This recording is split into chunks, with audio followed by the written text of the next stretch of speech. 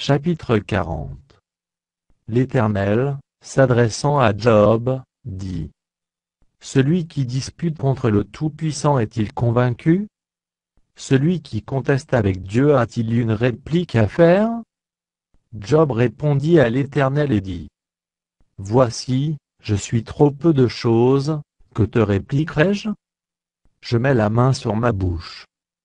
J'ai parlé une fois, je ne répondrai plus, 2 fois, je n'ajouterai rien. L'Éternel répondit à Job du milieu de la tempête et dit: Saint terrain comme un vaillant homme, je t'interrogerai, et tu m'instruiras.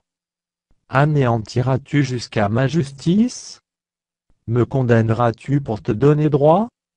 As-tu un bras comme celui de Dieu, une voix tenante comme la sienne?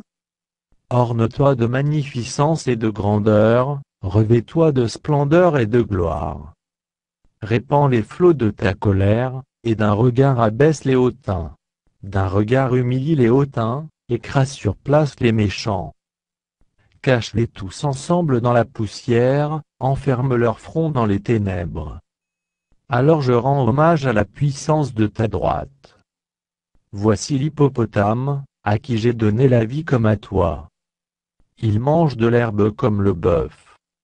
Le voici. Sa force est dans ses reins, et sa vigueur dans les muscles de son ventre. Il plie sa queue aussi ferme qu'un cèdre, les nerfs de ses cuisses sont entrelacés. Ses os sont des tubes des reins, ses membres sont comme des barres de fer. Il est la première des œuvres de Dieu, celui qui l'a fait l'a pourvu d'un glaive.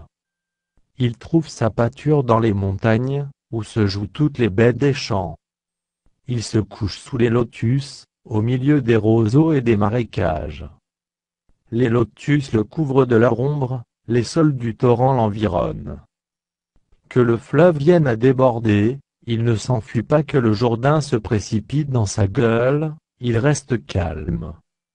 Est-ce à force ouverte qu'on pourra le saisir? Est-ce au moyen de filets qu'on lui percera le nez?